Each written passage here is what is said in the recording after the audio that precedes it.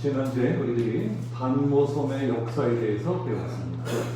짧지만은 제가 반모섬의 동영상도 보여드렸습니다.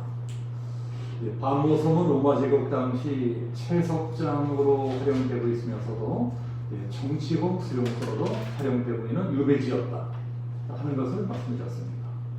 사도 요한이 복음을 전하다가 황제의 숭배를 거부한다는 죄로 정치범이 되어서 반모섬에 유배가 되었습니다. 그 당시 상황을 기록한 말씀이 9절 말씀입니다.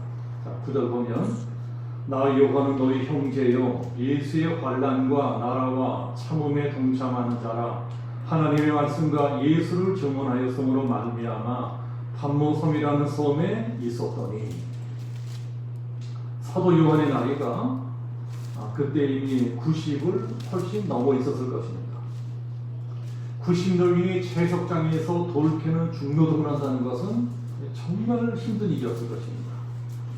전에 내려오는 이야기에 의하면 반모섬의 총독이 요한을 존경하는 사람이었기 때문에 노동하는 것만은 연계시켜줬다는 그런 설이 있습니다. 그래서 90놈이 절에서도 반모섬 유배지에서 살아간다는 것은 하루하루가 정말 지옥 같은 이 삶이었을 것입니다. 자, 그렇기 때문에 오늘 성경에 특별히 눈에 띄는 말씀이 있습니다. 자, 그것이 무엇이냐?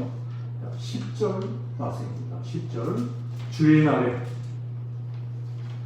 날에 내가 성령에 감동되어 내 뒤에서 나는 나팔 소리 같은 큰 음성을 들으니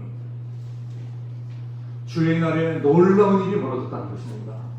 주의 날에 예수님이 요한에게 나타나셔서 환상을 보여주시고 계시의 말씀을 들려주십니다. 노사도 요한이 주의 날에 환상을 보고 주의 날에 계시의 말씀을 듣게 됩니다. 그리고 이 요한계시록을 기록하게 됩니다. 그러니까 요한계시록은 언제부터 시작된 책이냐? 주의 날에 환상을 보고 계시의 말씀을 듣게 되면서 시작된 책인 것입니다. 자, 그러면 주의 날이란 어떤 날일까요? 주의 날이란 헬라어로 엔테퀴리아케 헤메라라고 합니다. 엔테퀴리아케 헤메라. 자, 이것이 주의 날입니다. 직역하면 주께 속한 날이다. 똑같은 이 말씀이 마가복음 16장, 누가복음 24장, 요한복음 20장, 사도행전 20장 등에서 안식 후 첫날 또는 매주일 첫날, 자, 이렇게 나와 있습니다. 그러니까 예수님이 부활하신 첫날이라고 하는 것입니다. 오늘 성경에 나오는 주의 날은 바로 오늘 우리가 지키고 있는 이 주일을 뜻합니다.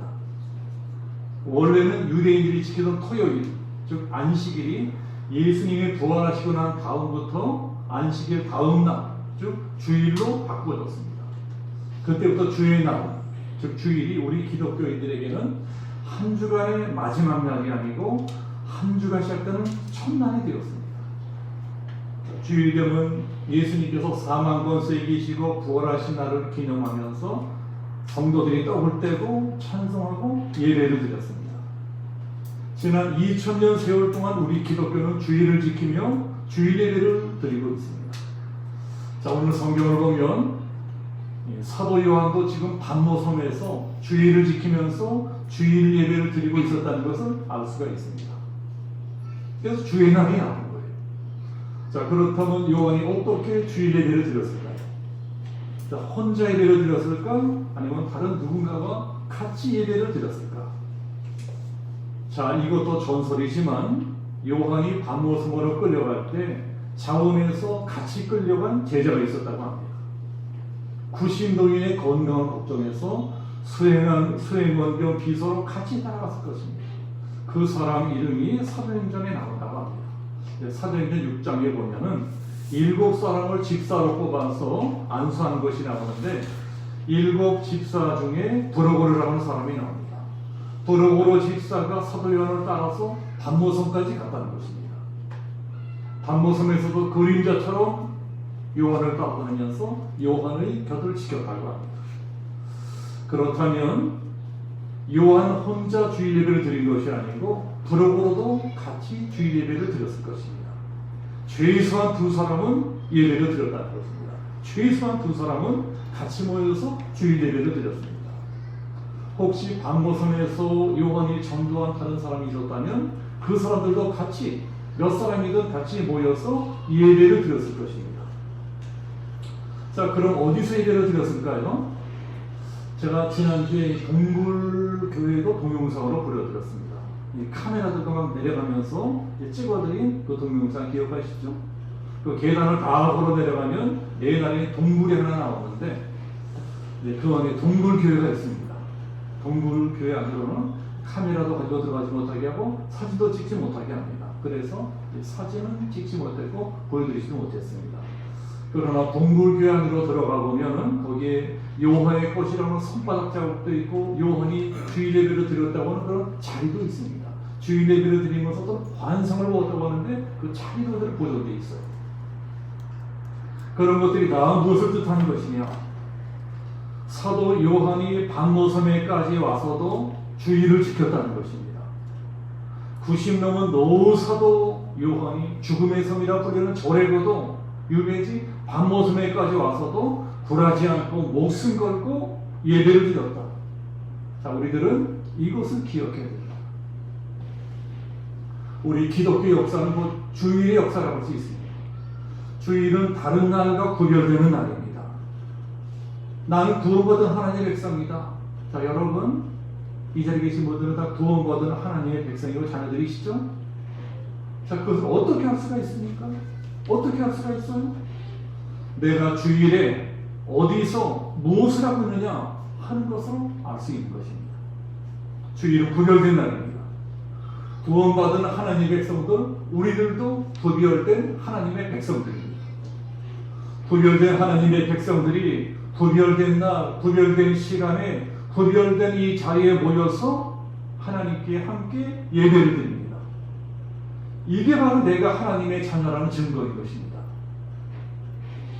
우리가 우리 아버지 어머니의 아들이고 딸이라면서 어떻게 할 수가 있나요? 어떻게 할 수 있나요? 우리 아버지 어머니의 생일이나 또는 아버지 어머니가 돌아가신 기일을 기억하는 것을 알 수가 있습니다. 생신이나 기일 또는 추석이나 명절 같은 추석이나 설날 같은 명절이 되면 자식들이 아버지 어머니를 생각하면서 다 한자리에 모여듭니다. 내가 우리 아버지의 어머니의 아들이고 딸이라면 당연히 그렇게 하게 되어 있습니다. 아무리 바쁜 일이 있어도 그것만을 꼭 지키게 되어 있습니다. 왜 그렇게 해요? 거기엔 다른 거창한 이유도 필요가 없습니다. 그냥 내가 우리 아버지 어머니의 자식이니까 그런 것입니다. 우리 아버지 어머니가 나를 낳아주시고 길러주셨으니까 우리 부모님 생신이나 기일이나 명절날에 부모님을 찾아가는 것은 너무나 당연한 일입니다. 만약에 우리 부모님 생신이나 기일이나 명절이 되는데도 무슨 일이 생겨서 몸이 아파서 부모님을 찾아뵙지 못한다면 너무 죄송스럽고 마음이 불편합니다. 이게 왜 그렇습니까? 거기도 다른 이유는 하나도 없습니다. 그냥 내가 우리 아버지 어머니의 자식이기 때문에 그런 거예요. 그러나 만약에 아버지 어머니의 생신이고 기일이고 명절인데도 뭐 별로 찾아보고 싶은 마음도 없고 그냥 놀러 다니고 돈 벌어 다니면서도 아무렇지도 않다. 아무렇지도 않다. 전혀 아버지 어머니 생각 안 난다. 그래서 왜 그럴까요? 왜 그럴까요? 그분들이 내 어머니 아버지가 아니기 때문에 그렇습니다. 내가 그분들의 자식이 아니기 때문에 그런 것입니다. 다른 이유는 하나도 없어요. 그냥 내가 남이기 때문에 그런 것입니다. 진짜 그분들이 내 아버지 어머니가 맞는다면 그렇게 할 수가 없습니다. 그분들이 정말 나를 낳아주시고 길러주신 부모님이라면 내가 아무리 나쁜 놈이라도 내가 아무리 깡패 불량배라도 생일이나 기일이나 명절이 되면 부모님을 찾아뵙고 싶어지게 되어 있습니다. 지금 코로나처럼 피치 못한 일이 생겨서 찾아뵙지 못한다면 전화라도 드리고 아버지 어머니 미안합니다. 정말 죄송합니다. 그런 말이라도 하게 되어 있어요. 그게 바로 내가 우리 아버지 어머니의 자식이라고 하는 증거입니다. 그렇다면 우리가 지금 예배드리는 하나님은 어떤 분이십니까?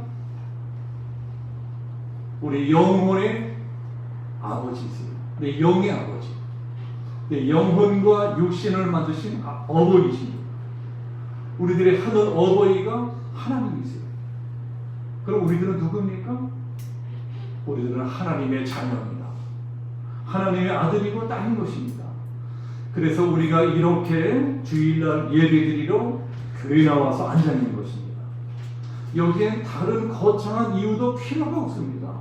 그냥 하나님이 내 아버지이시니까 당연히 예배드려야지 이러고 예배드리라는 것입니다. 지금 코로나 때문에 어쩔 수 없이 못 나오시는 경우가 많이 있습니다. 지금도 많이 못 나오셨잖아요. 지금은 워낙 코로나 때문에 비상한 시기라서 목사님 저도 어쩔 수 없이 몸이 불편하시거나 또 무슨 다른 일이 있으신 분들은 집에서 예배 드리시라고 이렇게 권고할 수밖에 없습니다. 그게 그분들 뿐만이 아니고 다른 분들을 위한 것이 되기도 합니다. 그러나 만약에 그렇게 된다면 미안한 마음이라도 있어야 됩니다. 미안한 마음. 오늘 하나님께 예배 드리러 가야 되는데 내가 못 가는구나. 예배 드려야 되는데 못 가는구나. 하나님 죄송합니다. 이런 마음이라도 있어야 되는 것입니다. 그게 뭐예요? 그게 바로 내가 하나님의 자식이라는 것입니다. 내가 하나님의 아들이고 딸이라는 증거인 것입니다. 그런데 만약에 그런 마음이 전혀 없다면 이거 차라리 잘됐다. 그래야 나는 너무나 편하고 좋다. 이런 분이 계신다면 그런 분들은 정말 심각하게 생각해 보셔야 됩니다. 내가 정말 하나님의 자녀가 맞나? 정말 하나님의 내 아버지가 맞나? 내가 정말 하나님의 아들이고 딸인 것이 맞나? 내가 정말 구원받은 것이 맞나? 만약 내가 지금 죽는다면 정말 내 영혼은 천국 들어갈 수 있을 것인가? 내가 하나님의 자녀인 것을 어떻게 할 수가 있느냐? 주의를 지키고자 하는 마음 자세를 보면 할 수가 있습니다. 주일이면 아버지를 만나러 가야지. 하나님 아버지께 예배드리러 가야지. 그러면 나는 당연히 하늘 우리 아버지 아들이고 딸입니다. 우리 아버지 어머니가 생신날이나 명절날이 되면 우리 아이들이 나를 찾아오기를 기다리고 있듯이 우리 하늘 아버지께서도 주일날이 되면 우리들을 기다리고 계십니다. 우리들을 기다리고 계세요. 하나님의 아들이고 딸인 우리들이 하나님식으로 하나님을 찾아와서 예배드리는 것을 하나님은 기다리고 계세요. 그래서 우리가 찾아와서 이렇게 예배드리면 이 예배를 받으시고 너무너무 기뻐하십니다. 그리고 복을 주십니다. 우리도 어릴 때 그런 일들이 많이 있었잖아요. 우리 어릴 적에 부모님 생신날이라거나 명절날에 세배 드리면 기뻐하면서 세뱃돈도 주고 그렇게 하셨어요. 사실 부모라고 하는 존재는 그 재미로 사는 것입니다. 부모가 자식 낳은 보람을 언제 제일 많이 느낍니까?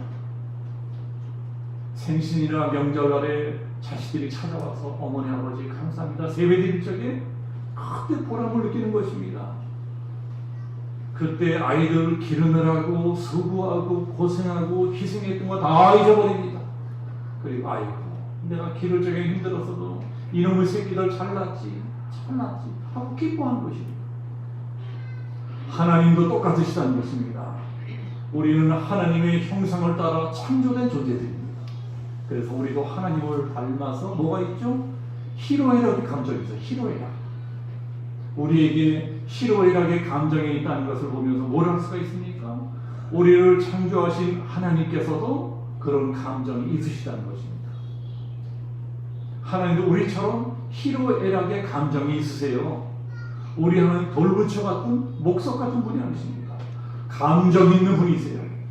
우리처럼 기뻐하고 슬퍼하고 섭섭해하고 화도 내시고 감정 있는 분이세요. 성경을 잘 보세요. 하나님도 분명히 감정이 있으십니다. 우리들이 순종하고 선하게 살면 기뻐하세요. 상도 주십니다. 그러나 우리가 죄짓고 불순종하면 화를 내십니다. 벌도 내리십니다. 우리 부모님도 그렇지 않습니까? 우리가 아무리 자식이라도 두려워하면 섭섭해 하십니다. 화도 내십니다. 그러나 우리가 부모님을 공경하면 기뻐하세요. 고마워하십니다. 그리고 줄 수만 있으면 자식들에게 모든 걸 다 주고 싶어 하십니다. 그러나 안타깝게도 우리 부모님들은 능력이 없으시잖아요. 그래서 아무리 자식들에게 잘해주고 싶어도 능력이 없어서 못해준 경우가 많이 있습니다. 가난하기 때문에 아무리 자식들이 원해도 사주지 못하고 해주지 못하는 경우가 많이 있어요. 이게 이 땅의 부모들, 이 세상 부모들의 한계인 것입니다. 그러나 우리 하늘아버지는 다르십니다. 우리 하늘아버지는 전능하신 분이십니다. 우리 하늘아버지는 천지만물을 창조하신 창조주이십니다. 이 세상 만물이 다 하나님의 것입니다. 우리 하늘아버지는 부자세요. 우리 하늘아버지가 하시고자 하면 못 하실 것이 없고, 우리 하늘아버지가 주시고자 하면 못 주실 것이 없습니다. 그런데 하늘아버지가 주시고자 하는 가장 좋은 복이 무엇이냐? 여러분, 무엇일까요? 영적인 복입니다. 하늘 우리 아버지께서는 먼저 영적인 복, 하늘의 복을 주고 싶어 하십니다. 그래서 사도 요한도 요한일서에서 유명한 말씀을 했습니다. 사랑하는 자여, 내 영혼이 잘된 것 같이 내가 잘되고 강건하기를 바라라. 하나님이 우리에게 복을 주시되 어떤 순서로 주시느냐? 제일 먼저 영혼이 잘되게 해주십니다. 그게 제일 중요한 복이기 때문에 그렇습니다. 하나님이 진짜 우리에게 큰 복을 주려고 하실 적에는 제일 먼저 영혼이 잘되는 복을 주신다는 것입니다. 영혼의 복을 먼저 주십니다. 믿음이 좋아지는 복을 주십니다.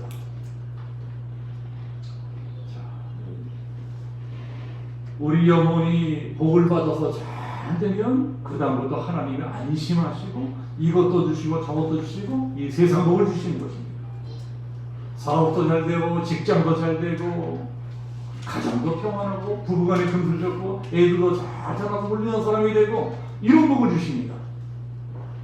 그런 복을 주시는 다음에 강건하기를 원하노라. 우리를 건강하게 해주시는 것입니다. 범사에 잘 되고 건강하게 오래오래 사는 복을 주십니다. 자, 이것이 우리 모두가 원하는 최고의 축복입니다. 이런 복이 어디서 시작되느냐? 우리 영혼이 잘 될 때부터 시작된다는 것입니다. 우리 믿음이 좋아져서 하나님이 기뻐하시는 사람이 될 때부터 시작이 된다는 것입니다. 그래야 그 다음에 하나님이 이 모든 복을 주시겠다고 약속을 하십니다. 만약에 영혼이 잘 되지 못했는데, 내 영혼이 먼저 잘 되는 복도 받지 못했는데 이 세상 복을 먼저 받으면 어떻게 될까요? 사람이 점점 교만해집니다. 그리고 점점 타락하게 됩니다. 원래 그렇게 되어 있습니다. 겸손하던 사람이 돈 많이 벌고 출세하고 성공하면 떵떵거리고 살게 되면 이상하게 교만해집니다. 안 그러던 사람이 점점 이상해지는 것입니다. 옛날에 자기 아내밖에 모르고 애들밖에 모르고 참 가정적인 상황이었는데 돈 많이 버니까 바람을 피우는 것입니다. 이상한 짓을 하고 다닙니다. 그러다 보면 가정도 깨지고 아이들도 빗나가고 받은 복 다 잃어버리고 사람도 잃어버리고 건강도 잃어버리고 결국 다 잃어버리게 됩니다. 비참한 사람이 돼서 허무하다. 시인이 되거나 또 어떤 사람은 자살하는 사람도 있습니다. 그렇게 되는 것입니다. 그래서 내 영혼이 잘 되지 않았는데, 내 영혼이 복도 받지 못했는데, 믿음도 없는 사람이, 하나님도 모르는 사람이 돈 많이 벌고 성공하고 출세하는 것은, 자, 여러분, 축복이 아니고 저주입니다. 남들 보기에 떵떵거리고 자랑하는데 갑자기 한순간에 망해버리는 것입니다. 그래서 우리가 주의를 기억하는 것은 너무나 중요합니다. 주의 날, 주의를 지키면서 주의 예배를 드린다는 것은 너무나 중요합니다. 자, 왜냐하면 하나님이 오늘 우리가 드리는 이 주일 예배를 받으시고 복을 주시기 때문입니다. 이 복은 세상에서 오는 복이 아니고 하늘에서 내려오는 복입니다. 그래서 이 세상 사람들은 죽어도 깨어나도 알 수 없는 복이 하늘의 복이에요. 우리 하나님의 백성들은 하나님이 하늘에서 내려오시는 하늘의 복을 받아야 됩니다. 그래야 한 주간 동안 이 세상을 살아갈 수 있는 힘과 지혜를 얻게 됩니다.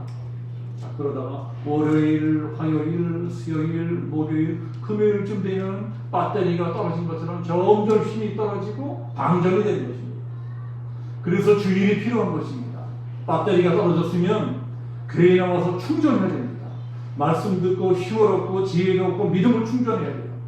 그렇게 배터리를 충전하고 나면 또 그 힘으로 한 주간 살아가는 것입니다. 이것이 기독교고 이것이 구원받은 하나님의 백성들입니다. 그래서 기독교의 족들이, 사탄의 세력들이, 일본 제국주의자들이, 공산주의자들이 집중 공격한 것이 주일날이었습니다. 주일만 무력화시키면 기독교는 망하는 것입니다. 주일날만 금지시키면, 주일날만 못 드리게 하면 기독교는 점점 힘을 잃어버립니다. 그 기간이 길어지면 길어질수록 점점 힘을 얻고 무력해집니다. 무능해집니다. 그러다가 소멸되는 것입니다. 해외 여러 나라들을 여행하다가 보면은 옛날에는 하나님을 잘 믿던 기독교가였었는데 이제는 이슬람교가 되거나 공산주의 국가가 되거나 무슬림 국가가 되거나 그런 나라들을 많이 볼 수 있습니다. 그렇게 되어가는 과정이 거의 비슷합니다. 이건 역사적으로도 증명이 된 것입니다. 전쟁이 일어나거나 혁명이 일어나거나 또는 반기독교적인 세력들이 정권을 잡거나 그렇게 해서 점점 행정적으로, 사법적으로, 문화적으로 주의를 무력화시키는 일들이 일어납니다. 점점 교회에 나와서 예배드리는 일이 어려워지는 것입니다. 사람들이 점점 교회에서 멀어집니다. 그런 일이 오래오래 계속되다 보면 교회가 힘을 잃어버리고 기독교는 쇠퇴하는 것입니다.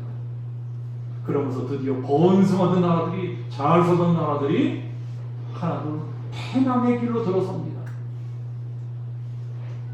그래서 우리 기독교 2000년 역사는 주의를 지키기 위한 투쟁의 역사였습니다. 무슨 악의 세력들이 우리 기독교를 말살하려고 교회를 폐쇄하고 주일 예배를 금지시키고 핍박을 하고 성도들이 선교를 각오하고 주일 성수하고 주일 예배를 드리면서 믿음을 지키고 환난 고통 다 이겨내고 살아남았습니다. 그리고 오늘 같은 교회가 지켜진 것입니다. 지금 우리가 살고 있는 시대는 어떤 시대냐? 주일 예배가 공격받는 시대입니다. 지금 코로나 때문에 주일 예배가 위협받고 있습니다. 물론 전염병을 막기 위해서는 어쩔 수 없습니다. 어쩔 수 없죠. 정부도 전염병을 막기 위해서는 어쩔 수 없이 그렇게 할 수밖에 없습니다. 이건 지금 전 세계적으로 일어나는 현상이기 때문에 우리나라 정부만 더 특별히 잘못됐다 그럴 수도 없어요. 그러나 우리는 눈을 똑바로 뜨고 겉으로 보이는 현상들의 배후에 어떤 세력이 있느냐 하는 것을 잘 봐야 됩니다. 거기에 뭐가 있습니까? 사탄이 있는 것입니다. 사탄이 코로나나 전염병을 이용해서 주의를 무력화시키려고 합니다. 교회를 무력화시키려고 합니다. 이때 세상 정부가 사탄의 도구로 이용되는 수가 있습니다. 지금 그렇게 되어가고 있습니다. 영적으로 이것은 실로 무시무시한 일입니다. 지금 교회 몸이 하나 중지되고 있습니다. 다 금지시키고 있어요. 심지어는 주일날 교회 나와서 찬송도 부르지 마라. 이것이 지금 어디를 향해 가고 있는 것입니까? 그 최종 목적지는 주일예배 금지입니다. 주일예배 금지. 주일날 모여서 예배드리지 마라. 지금 이 모든 일들이 최종적으로는 거기를 향해서 나아가고 있습니다. 주일날 성도들이 함께 모여 예배드리지 못하게 하는 것입니다. 다 흩어지게 하는 것입니다. 혼자 인터넷 보면서 예배드리게 하는 것입니다. 스마트폰 보면서 놀러가면서 예배드립니다. 이것이 사탄이 노리고 있는 최종 목표입니다. 이게 바로 다니엘서와 요한계시록이 예언하고 있는 종말의 시작인 것입니다.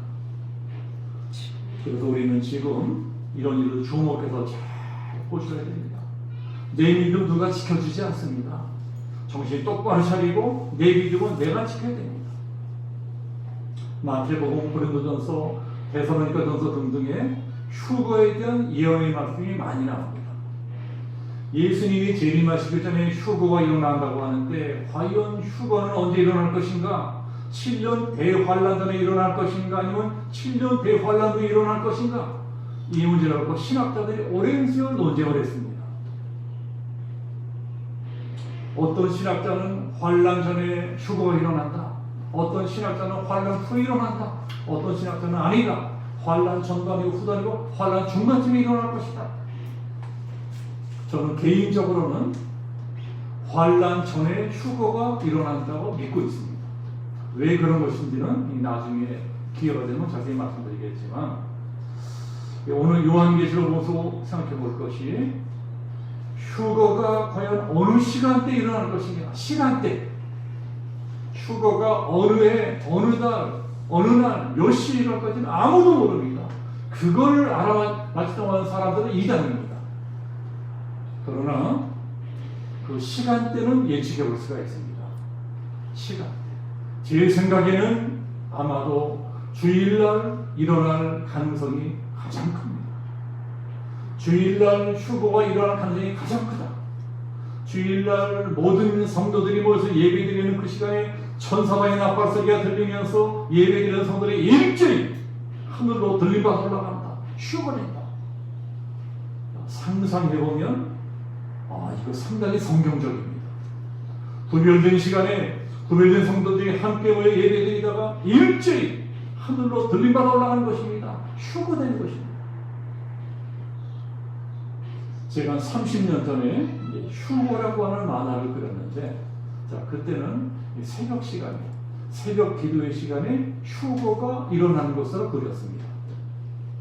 그런데 만약 앞으로 다시 그리게 된다면 주일 예배 시간에 휴거가 일어나는 것으로 그리려고 합니다. 누가 구별된 하나님의 백성이냐? 누가 하나님의 자녀냐? 누가 세상에 속해 있는 사람이고 누가 하나님께 속해 있는 사람이냐? 주일만큼 확실하게 구별할 수 있는 한도 없습니다. 만약에 오늘 예수님이 재림하시고 휴거가 일어난다면, 이 자리에 계신 분들은 다 휴거될 것입니다. 다 휴거될 것입니다. 이거 제가 장담할 수가 있습니다.